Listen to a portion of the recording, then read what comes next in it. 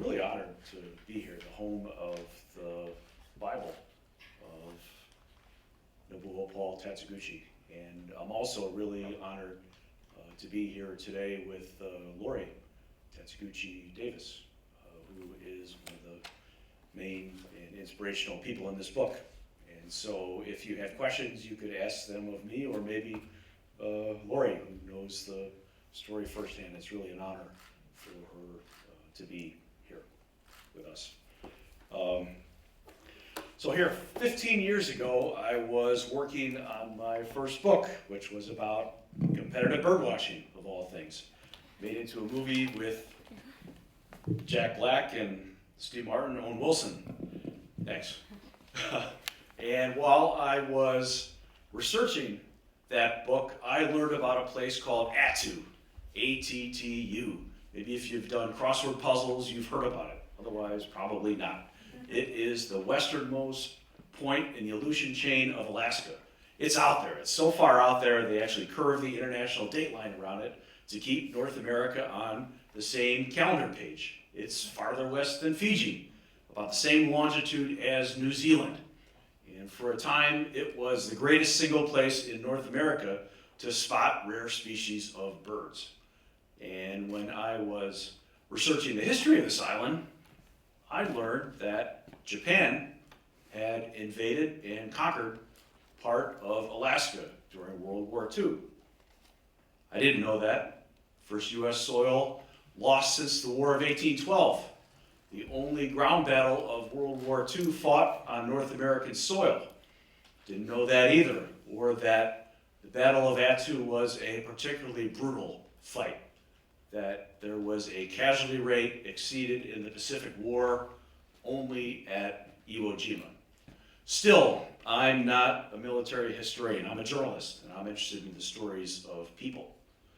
But when I learned that there was an American war hero from Appalachia and an American trained surgeon from Hiroshima who had fought each other on Attu, and that their families had then spent 40 years finding each other and reconciling, trying to find a way to give each other peace, I was hooked. And so this story took me a long time to do. You could ask Lori about that. It took me a number of years. I spent a lot of time in windowless offices at Elmendorf Air Force Base in Anchorage, at the National Archives, in College Park, Maryland, in college libraries, in Atlanta, in Anchorage, Denver, Oregon. I interviewed people, families here in LA, Tucson, Las Cruces, New Mexico, Pennsylvania, Ohio, and ultimately I even got to camp on one of the most forbidding but spectacular places on Earth, Attu Island itself. And I'll be able to show you a little video from that trip as well. And it all ended up many years later into this book, The Storm in Our Shores. And I'll read you from the beginning to give you a little flavor of what it's about. Laura Davis was confused. In the living room of her home stood a fidgety old man, but she did not know what the visitor wanted. He talked about his grown children. He talked about his Arizona retirement. And he talked on and on and on about his beloved orchids and all their beauty and their fragility and their rewards. Davis had little patience for exotic flowers or idle chit-chat. She was an intensive care nurse scrambling at home with 5-year-old fraternal twins, her live-in elderly mom, and an increasingly rocky marriage.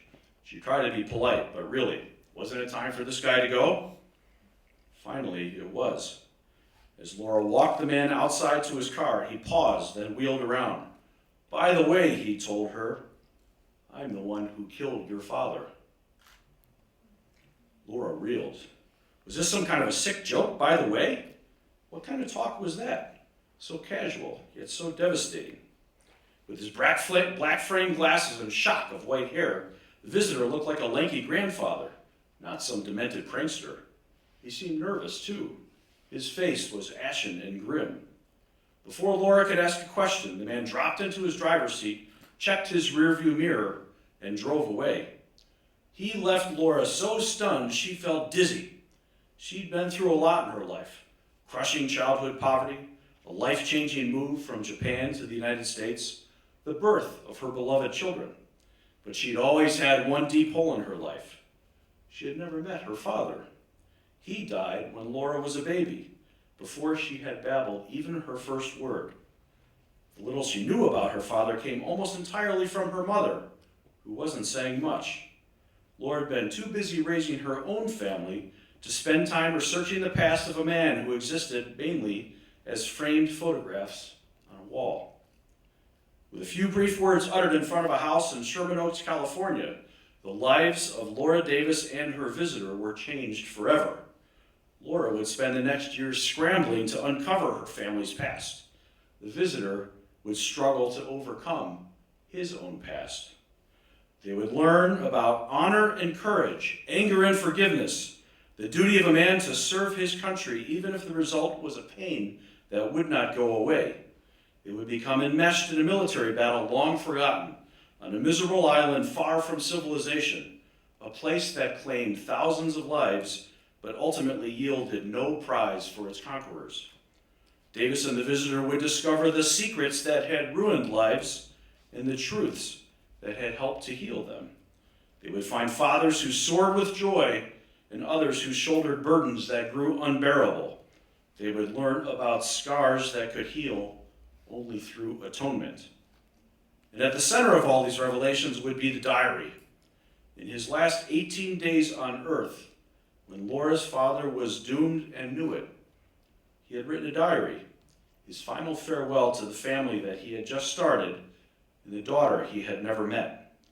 That diary had been recovered by the stranger at Laura's door. It had been passed around to thousands of U.S. servicemen. How the diary would change hands and change the hearts of so many who read it would be the greatest lesson of all to Laura. So that's how it starts. And here are some of the people. Dick Laird grew up poor, really poor, in Appalachia, son of a coal miner who had moved, I think, 10 times by the time he was 10 years old. At age 14, was forced to drop out of school to help support his family as an underground coal miner. By the age of 16, Laird was an explosives expert, underground, setting off charges. Now, working a coal mine in Appalachia in the Great Depression was dangerous work. Laird's friends were getting hurt. Laird was getting in accidents and getting hurt. His neighbors were being killed. And so Laird was looking for some way, any way out of this dangerous life in Appalachia. And so what was the better choice? The U.S. Army. He signed on. Now, one thing I'm really grateful for this book are the two families, the Laird families and the Tatsuguchi families, who have been so open. They opened their homes, they opened their hearts, they opened their archives, and let me go through so many photographs and records and journals and documents. This is Rose Laird, who was the love of Dick's life. I think it would be fair to say that Dick and Rose, before they fell in love, they fell in lust. They had a daughter out of wedlock, which was not a common or easy thing to do in this time period, and yet Rose and their daughter really helped to change Dick's life for the better.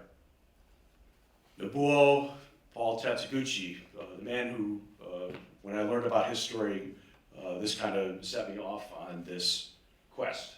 Born and raised in Hiroshima, came to the United States here in California, Pacific Union College in the Napa Valley for school, and Loma Linda University here in Southern California for medical school. Did his surgical residency at White Memorial Hospital here in LA.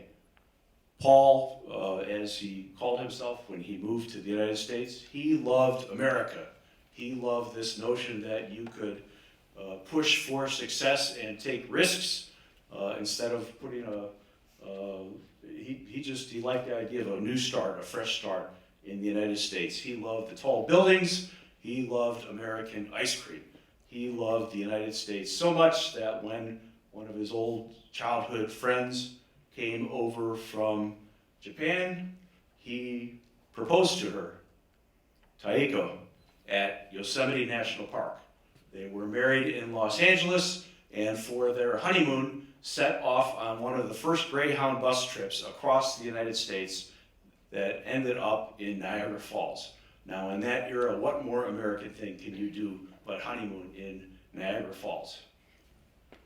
When they came back from their honeymoon, deeply in love, there was a telegram waiting for them saying that while you were away, that your parents died, and your brother panicked apparently and sold one of the sisters into a brothel in Manchuria, region of China. And so Paul and Taeko rushed back to Japan to help get his sister out of a brothel. When this happens, when they're back in Japan, Pearl Harbor happens, Paul is conscripted against his will to fight for Japan against the nation he loves, the United States. Paul is torn. He is a devout Christian in Seventh-day Adventist in a majority Shinto Buddhist country. He is, as a Seventh-day Adventist, a committed pacifist. I think probably if he'd been a U.S. citizen, he would have been a conscientious objector. They don't have that in Japan, and so what does a country do with a man who has grave doubts about war? In Paul's mind, I believe, he decides that as a surgeon, he is there to heal for the consequences of war instead of prosecuting the war. And so he is sent off and conscripted into the Imperial Army. So Paul is never quite fully trusted, I think, by the Imperial Army. As far as I can tell, he's the only surgeon conscripted who was never given the rank of officer. I think he was treated with suspicion. Maybe some people thought he was a spy. He speaks fluent English. He's got some Western customs, kind of maybe an outsider in his homeland. And so what do you do with a guy who you maybe don't fully trust? You send him to Attu, at the top of the map there, middle of nowhere. Attu, maybe if you're a general sitting in a comfortable office in Tokyo, Attu might look like a good place to invade, and looks like it might be a good military target. The only people who think this are people who have never been to Attu. Attu has some of the worst weather on Earth.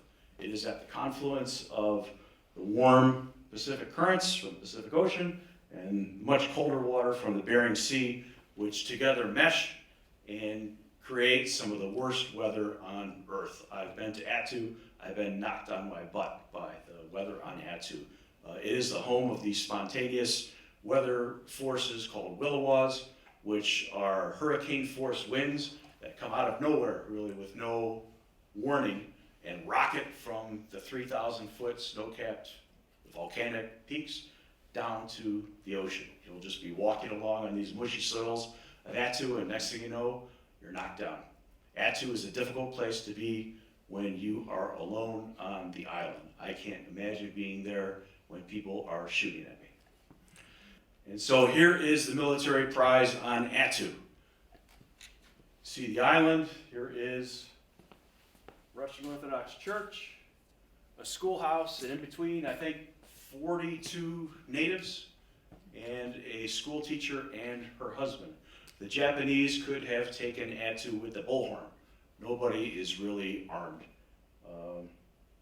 But on a map, if you don't know about the weather of Attu, I think the Japanese thought that perhaps this would make a good forward base to take Attu and then move on to Anchorage and move down the U.S. West Coast, the big Boeing plant to Seattle, and then down here through California.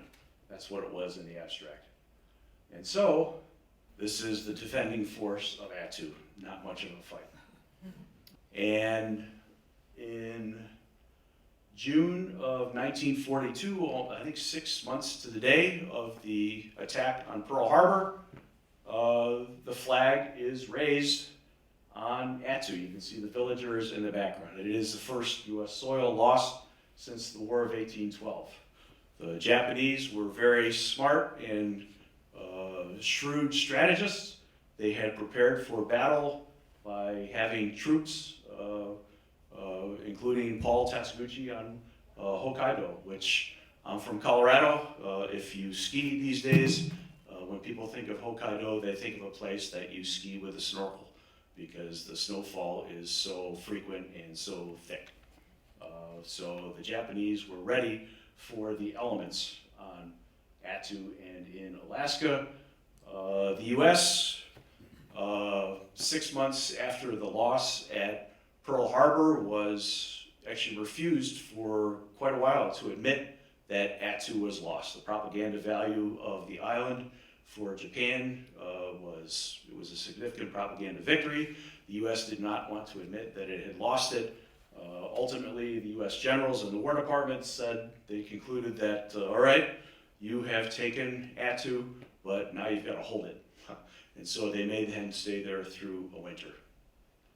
The next year, in May of 1943, the U.S. came to reclaim the soil. And here, if we can we play the video? 60 Minutes Overtime.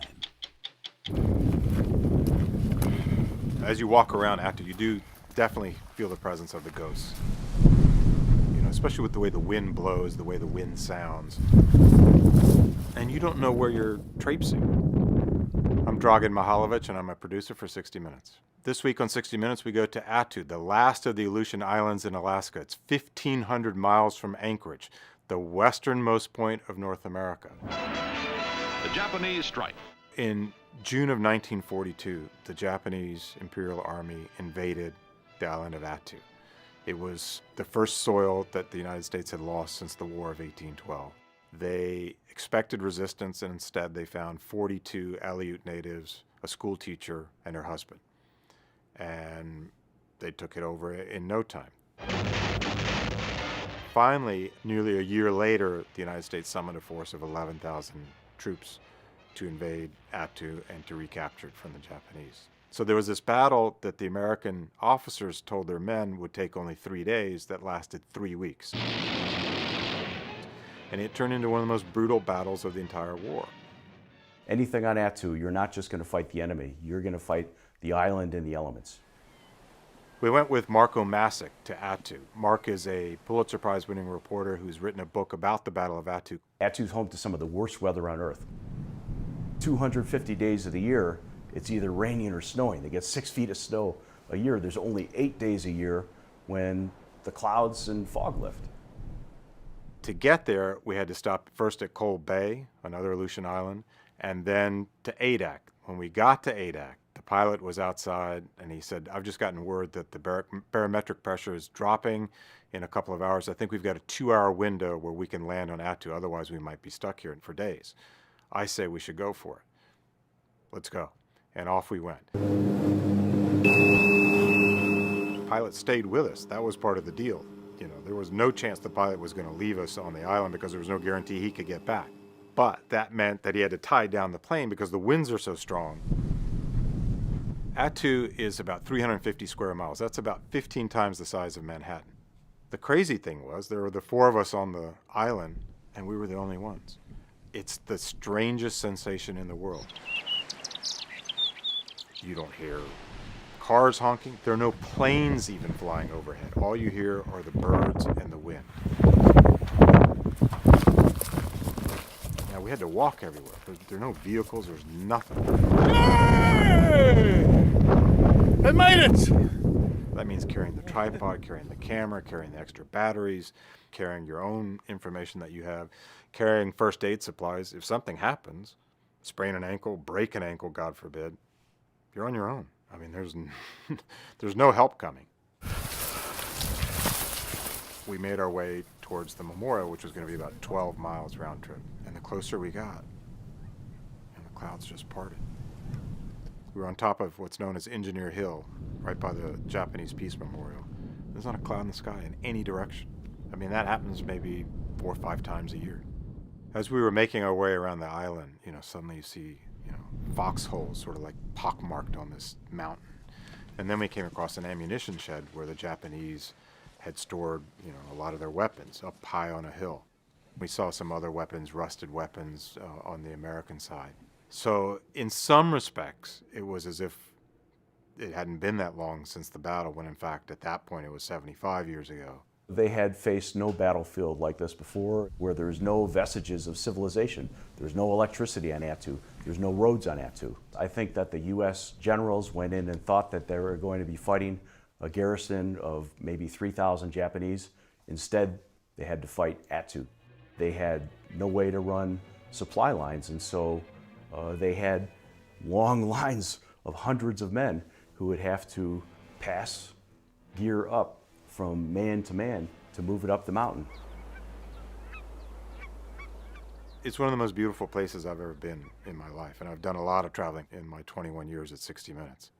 But as you walked around and you see this spectacularly beautiful place, there's a little bit of a melancholy that sets in, because you know of how many people who lost their lives, you know how many kids grew up not knowing their dads, and that gives you pause. Such a gorgeous spot on Earth, and you had this awful 3-week battle in May of 1943. 60 Minutes, when it did this story on the book, it was humbling to me to see in person Journalism Without Limits. They chartered a plane to go from Anchorage to Attu. That nobody had landed a plane there for 2 years. Nobody had lived on Attu for 10 years. And to get there, I mean, we actually had to circle. It's one of the most seismic areas on Earth, and we had to circle the runway to make sure that it was still landable. We had to wait for the clouds to lift. The rules for the pilot was that the cloud ceiling had to be at least at 1,000 feet, and at our first pass it was only at 750 feet. So it was kind of a hairball trip. And so here is the U.S. invasion in the soils on Attu. I was there. When you walk, you sink to your knees in some of the muck. This means that the U.S. could not get supplies inland. This force of over 11,000 men trying to fight a garrison of a little bit less than 3,000 of the Imperial Army. And because the U.S. could not get supplies inland, troops had no food. And so at one point, actually Dick Laird and the U.S. troops had been training for weeks in the Mojave Desert here of California, because they were told that they were going to be fighting Rommel and the Nazis in the desert sands of North Africa. And instead, at the last minute, this force was redirected to go to Alaska, and wearing many of the clothes that they were issued to be fighting in the desert. Instead, they wore desert clothes in Alaska. And so Dick Laird and many of the U.S. troops, they're prosecuting a war without food. And at one point, Laird is so hungry that he is being shot at and scrambles, he crawls on his belly, and he catches a trout, a Dolly Varden, with his bare hands and eats it. He's got no other food. This is why you're fighting. This is the nature of what the troops were fighting on. Japanese were very smart, very strategic fighters. They had fortified the mountaintops and would go up and down based on where the fog and clouds were, so they couldn't be seen. U.S. troops down below, while they're stuck in that muck that we had the picture of, they're being fired at from above. The U.S. troops, like Dick Laird said, that it was like trying to shoot birds out of a cloud. They could not see who was shooting at them. And then you see the path there across the couloirs on the side of Fishhook Ridge there. U.S. troops, it's not like today where we've got our running shoes that have Velcro bottoms with good traction. They were in boots designed for the desert. They were slick. One false step, and they're shooting 1,000 feet down the couloirs. On Attu, there were probably as many casualties because of the weather and the terrain as there were from shrapnel and bullets and war. And so U.S. generals had told troops that this garrison of 3,000 Japanese men would probably just take 3 days to vanquish. 3 weeks later, they are still fighting, and the U.S. troops are weary. They suffer from a malady called trench foot, which is from wearing the desert gear, being in foxholes that are always flooded and cold. Dozens, hundreds, actually probably, of U.S. troops have amputations because of frostbite. Whenever they can, they're trying to massage each other's feet. And while all this is happening, Paul Tatsuguchi is writing a diary. And it is stark and it is moving. He describes being shelled by U.S. forces in a cave, and he ducks shrapnel. One of his colleagues, another surgeon, is killed next to him while he is performing surgeries. Paul has to pause sewing up a patient because shrapnel is flying through a medical tent. It is harrowing. And it is also the only surviving account of what it is like to be on the receiving end of the most ferocious fighting force in the history of the planet. And so what happens is there is a Japanese force of about 3,000 men that has been abandoned by its government. In some ways, it becomes kind of a Japanese Alamo. The Japanese wait for help, and it's not coming. They eventually, after almost 3 weeks, they are out of food, they are out of ammunition, they are out of hope. And the commander gathers the troops together and says, this is it.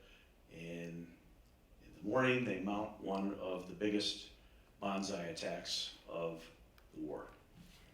And so Dick Laird, the U.S. serviceman, hears something outside of his tent, and he looks up and sees that a squad of Japanese soldiers has captured an American mortar.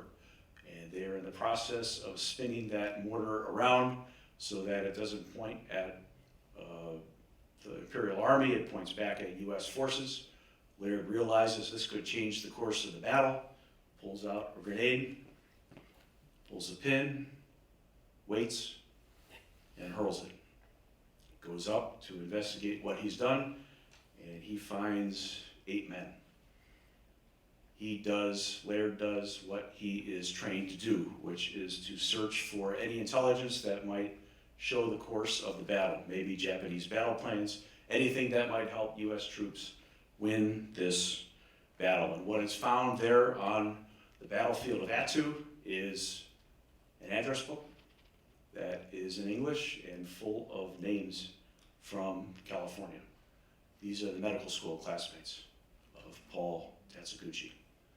What also is found on the battlefield is a Bible that is here in this museum that contains the handwritten notation of Paul's favorite Bible verse from Deuteronomy, therefore choose life. Laird also finds sheets of paper that are in Japanese, which Laird can't read, and so he sends it back to be translated. What Laird hopes is that these handwritten sheets in Japanese detail some secret Japanese military plan, but what comes back from the translators is instead a far more powerful document. It shows that Paul Tatsuguchi, the man Dick Laird killed, was a man. Laird knows that it is easy to kill an enemy. It is hard to kill a man. And so Laird is racked because he looks through the diary and he concludes that he has killed another father, he's killed an American. And Dick Laird can't sleep. He has nightmares.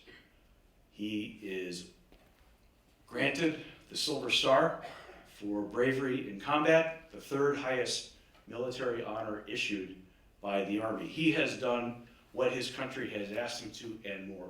Dick Laird is an American war hero, but Dick Laird cannot sleep. He has nightmares that he has killed the wrong man. Laird goes on to fight in some of the worst firefights in the Pacific War, goes on to fight Kwajalein in the Philippines, ends at Okinawa, and in the end he's fought so much, even before the war is over, that the US says it's in some ways a miracle that you are still alive, and they discharge him before the end of the war. Laird returns home, and he is a war hero, finds that that doesn't necessarily pay. He moves to Tucson with his wife, their daughters, and he can't sleep. So many times at night, he cries out, and his wife, Rose, must comfort him. And so this is, Dick Laird's killed a man, not an enemy. Taeko and Lori and her sister Joy. Oh, here's something else. This is one reason why I write nonfiction instead of fiction, because I don't think anybody would believe me if it were fiction. On the battlefield at Attu, someone finds a medical satchel, this one, and they open it up, and in that satchel is a copy of Gray's Anatomy, the great surgical manual. It is written in English. And the American soldier brings it to the back lines to a medical tent, gives it to a doctor. He opens the book and looks and sees something that startles him. And so he brings that book back out to the battlefield. And in the cover of that Gray's Anatomy book is written the name Paul Tatsuguchi, and Lawrence Whitaker goes to the battlefield to identify the body of his former medical school classmate. I think 549 US troops were killed, many, many more casualties.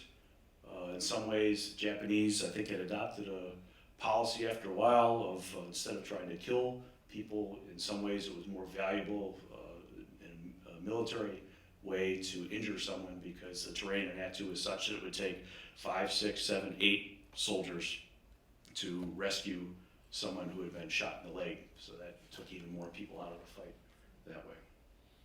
And so Laird has got these nightmares that he just can't get over. In some ways, even 40 years after battle, his life is defined 40 years later by just 3 weeks that he spent on a forbidding Alaska island. And so Laird, kind of out of the blue, one day shows up at Lori's house here in Sherman Oaks. And I'm not sure that Laird really knew what he wanted to say. It's certainly a shock and was traumatic, I think, for Lori as well. And they just they move on. I think Lori, you could ask her, but in many ways, I think she knew how her father had died, and I think she went on her own quest to learn how he had lived as well. And so she met many of his medical school classmates and friends, and finally felt ready. And her son, one of her children, is going to school at University of Arizona in Tucson, which at this point, Dick Laird's wife has died, and he is living in a senior complex in Arizona. And Lori decides to call him all these years later. She calls that phone number that was left by that stranger so many years ago when he showed up at her door in Sherman Oaks, and she calls him, and she's nervous. She decides she's going to go out to lunch with the man who killed her father. And they do. They go out to lunch, and it sounds like it was awkward. That Laird talks about what it was like to be an Attu, and Lori talks about her father what she's learned. And they leave. And Lori says that she can tell that Laird, 40 years later, is still haunted by something that happened in Alaska. And then she sits down and writes what to me is one of the most moving pieces of writing that I've ever seen. She writes a letter to Dick Laird and does something remarkable. She sees that he is haunted, and she grants him peace and atonement. And Laird gets the letter, and he weeps. And for the first time in 40 years, he sleeps without nightmares. So there it is. Look at that picture. You know what? Every time I see that picture or talk to Lori, I just, we are a divided country in the United States today. We are a divided country. Look at that picture. What do these people have in common? And you know what? These two people could get together and figure it out. They could grant each other peace and forgiveness and atonement.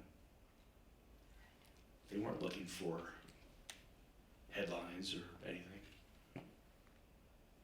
These are two people who are really brave and have really big hearts and help each other. And I just, I look at that picture in a country like ours right now that's divided, and I just think, talk to Lori, we can do better. We can do better. And so I'm happy to answer any of your questions. Thank you.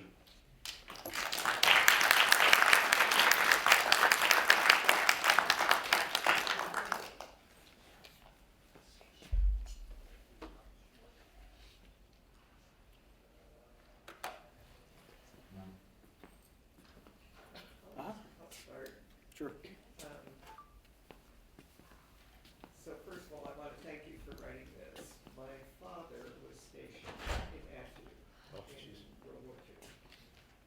And this is the first book I read about it. He was in the Navy, so he was not in this land battle that you described. And his pictures are very much like the photographs you have in this book. And I looked at this and I remembered all the photographs that I had looked at as a child. However, he never really told me about his experience in Attu, other than that, as you've described it, it was an extremely remote and cold and difficult place to be. And I'm just wondering, you have figured out the process of doing research on military experience. And I'm wondering how to go. I'd like to be able to look at what he was involved in there. Is there a way to go back to military archives and try to find that kind of information? Sure. For an individual. I can talk to you afterward and help you out with Okay. a FOIA process or something. But that's, you know what, that's been a really rewarding thing for me, not just the inspirational part of this story and how courageous in some ways everyday Americans are, but also I've been contacted by many, many children of vets, of men who served and fought on Attu, and I would say just about everybody says about the same thing. Yeah, my dad said that he was in this place in Alaska, and it was cold and it was bad, but he wouldn't talk about it.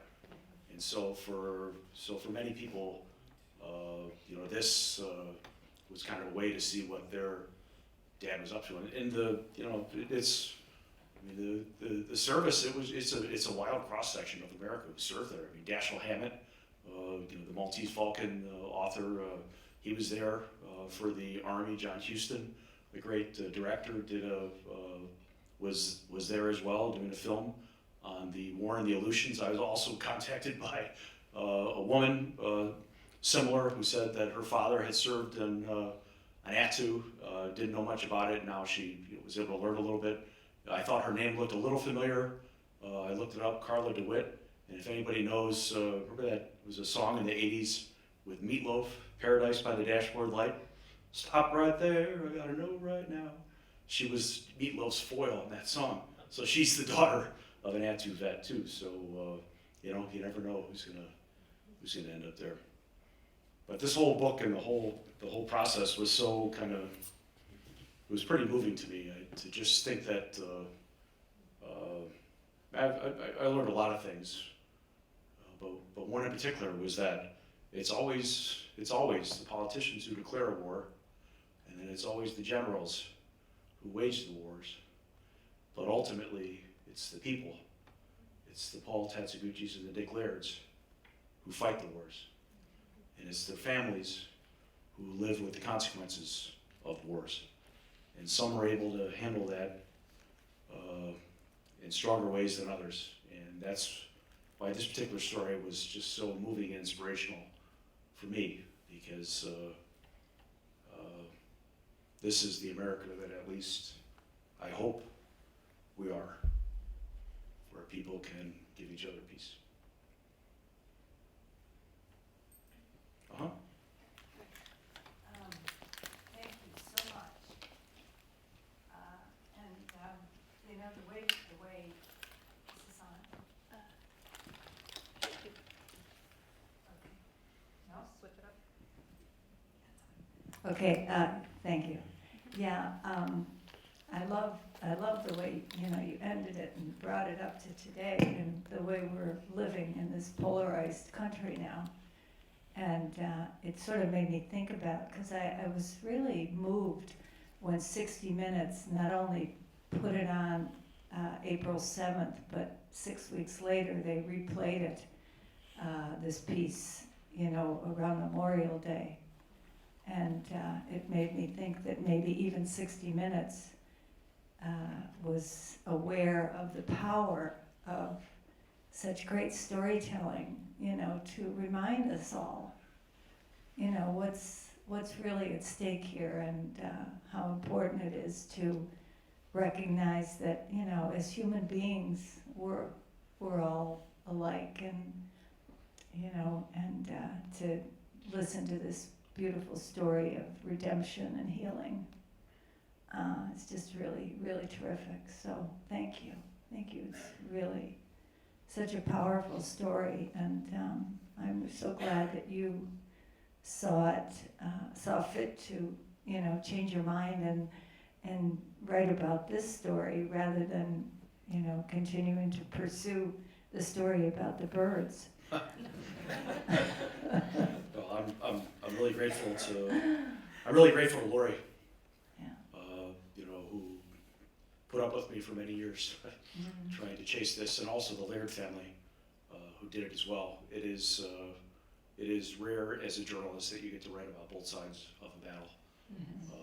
So that, you know, just a premise there, but then to have the two families meet, and I mean, Lori and Dick Laird, they were on each other's Christmas card lists. You know, that's, Lori's an American citizen. It's remarkable it's remarkable how everyday people can do extraordinary things. You know, it might not be in the headlines, but that just gives me faith about what we're based on. Yes, thank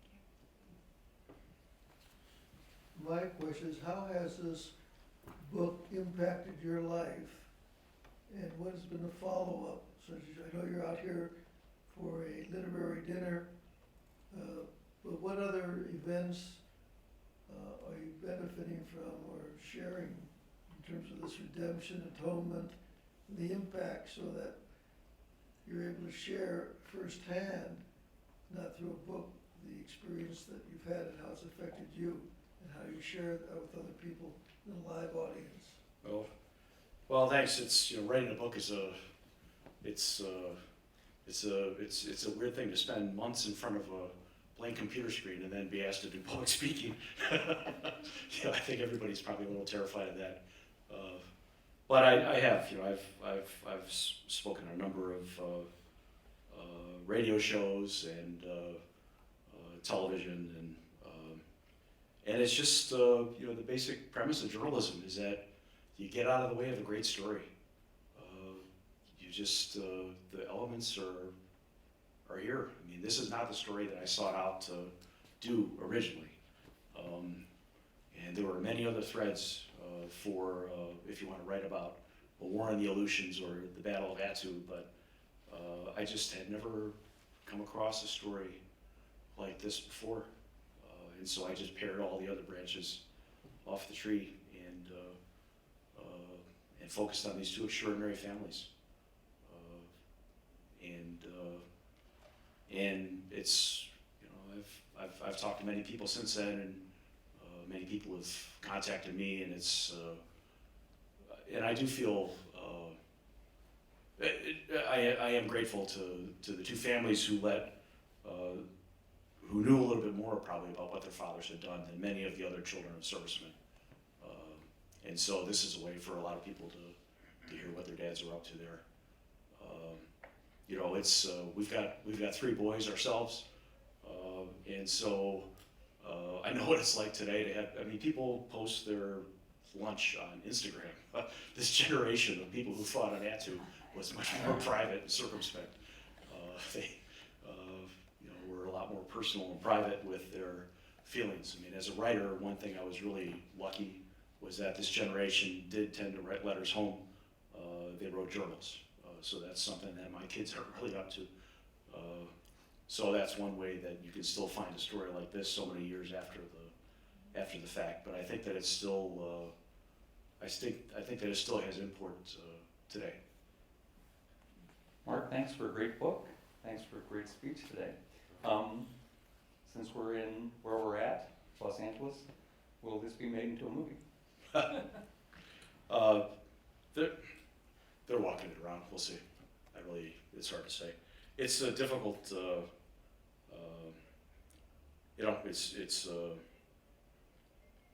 It's so much of the story is in a setting that's tough to replicate. A place that's volcanic mountains and ice, and it would be. It's not on a soundstage, so. We'll see. I don't know. Do you have any other questions? Over there?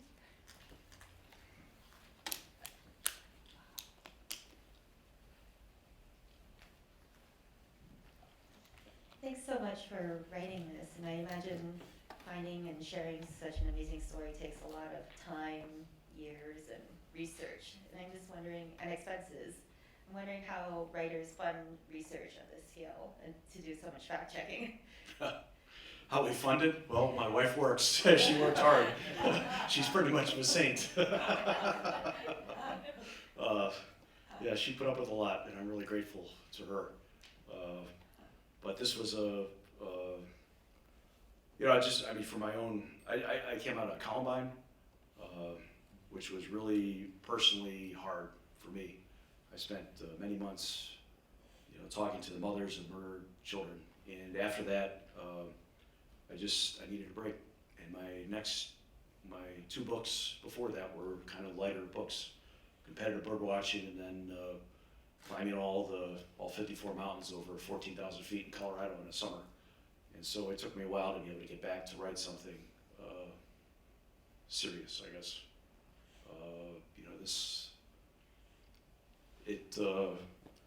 Maybe there's people here who are in journalism, but it can take a toll on you. Lots of people have hard jobs, and I'm aware of that. But this was such an intense story, and I felt a big obligation to work it hard and to try to get it right, or at least I hope I did.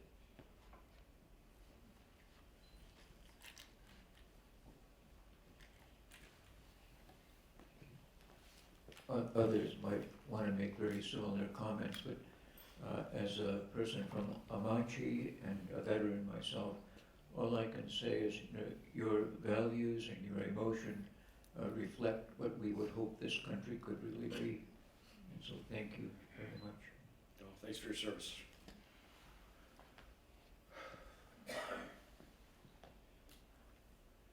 All right, thanks so much. Thanks for coming. Thank you for coming, and we will be having book sales and signing in the lobby outside, so please join us for that. And please join me in thanking Mark again for being here.